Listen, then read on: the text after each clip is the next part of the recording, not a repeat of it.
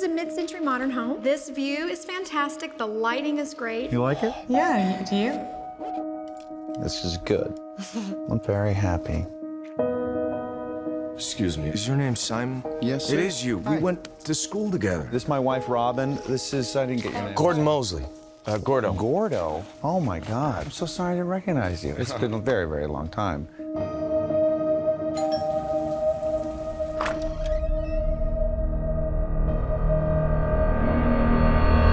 Well, first, like, cheers, guys. Oh my God. Cheers. Like, Cheers. cheers. It's plastic. I'm running low, but cheers. You're running low. Yeah, it's bad luck. Eyes, please. Eyes. Oh, right. Eyes. Eyes.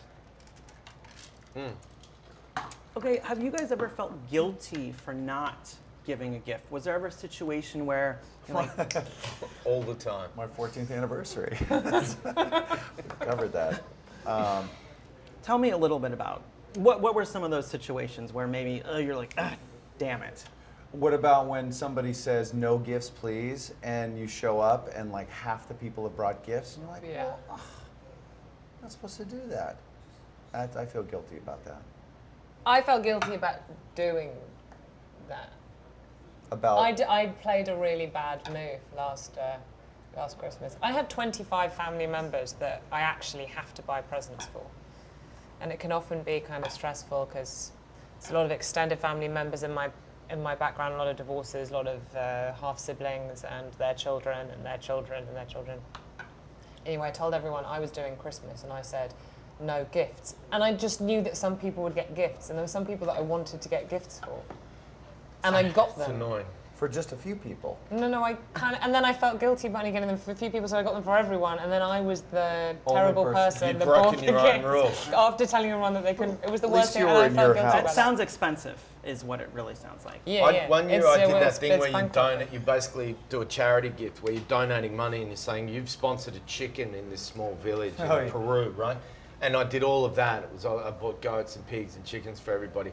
And it was amazing how many people were like, oh, thank you. You know, like, I hate Yeah. you. And I, you know, thanks for my chicken in Peru. And I was like, well, you did something good. And they're like, I'd I like a feel chicken in like Peru. you did Jason wants a something chicken in Peru.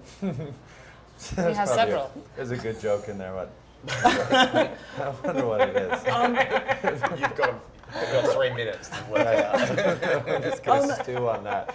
Just sit over there on the sideline, Rebecca and I'll handle it from now on. What I want to know, okay, this movie, I mean, I have to say, like, honestly, I know we're being filmed, but I have to see a lot of crappy movies. This movie was one, right in. one of, Was one no, it was one of the best movies I've seen all summer. And I say that since 100% sincerely because it was so thrilling and I didn't know where it was going to go and there were so many twists and turns.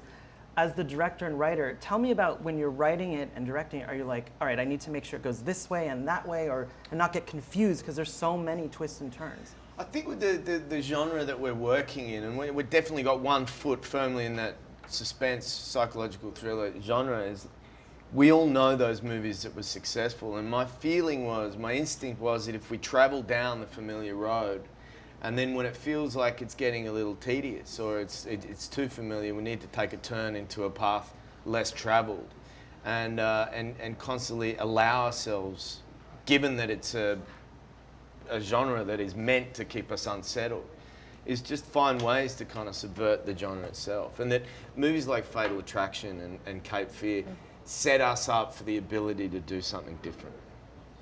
Why do these two work? That's all that's left. You mean right? work? Or, like, You mean work as get human enough beings actors or and work? actresses turn you down.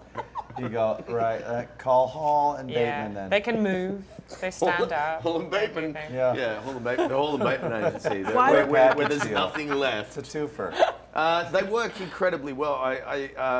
You know, for different reasons, they're both very perfect for their roles. I wish they weren't here so I could really answer this honestly, but Oh, please. just talk amongst A part of this is going to hurt our feelings. They're so, I know. so I know, perfect I'm for their ready. roles, and you know, God, I hate paying people compliments in front of them. It makes me work. I've been a huge fan of both these people for a very long time. I feel very privileged that they came to work with me, and I can say that at the end of the process, I still feel that way. How am I doing? you're a better actor than this. Cash Come for on. compliments, Jason. Cash for compliments. What do you guys think makes for a good psychological thriller? What do you guy find thrilling? Hall and Bateman. Yeah, I like that anything that feels like, well, that could happen to me, because then that's scary. Yeah. And he constructed a situation that's very, very plausible, very easy to relate to. Everyone's been to school, everybody's either been bullied, or teased, or been teased.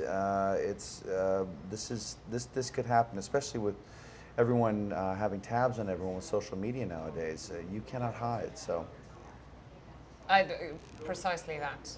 And I think the film constructs an idea that is that makes us second guess all of the things that we take for granted, and I think that's the relationships we're in, and the things that we think are for our own good and might not be, all that kind of thing. And I think that's very pernicious as an idea in a good way. Finally, how much do we want to see another season of Arrested Development? They're not sure what that is. You're gonna have to bring up a website or something and give them a visual aid on that. So you need something to cut out. You found it. You got it. And you guys back there get that there's not a wall that separates us from you, right? You got. Thank you guys so much. Cheers. Thank you guys so much. You can't take that glass home with you. No, I'm not. But that Well, you I can. might. You know, you got a gift I know. there. Thank you. Thank you guys Yes, so much. take your gift. I've already been telling lots of people.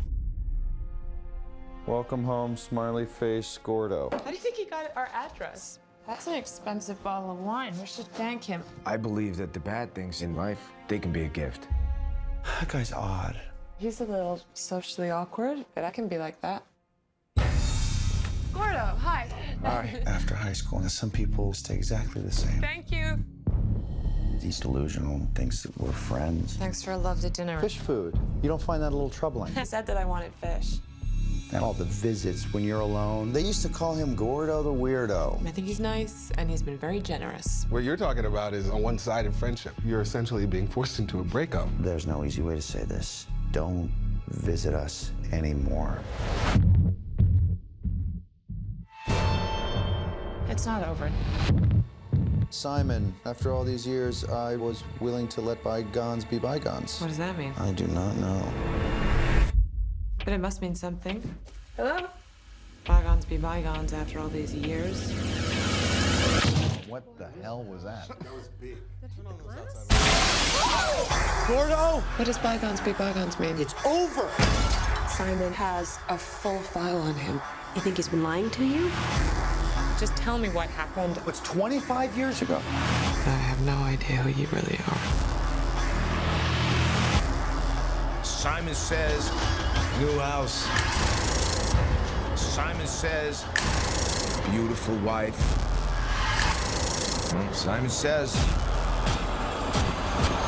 You think you're done with the past, but the past is not done with you.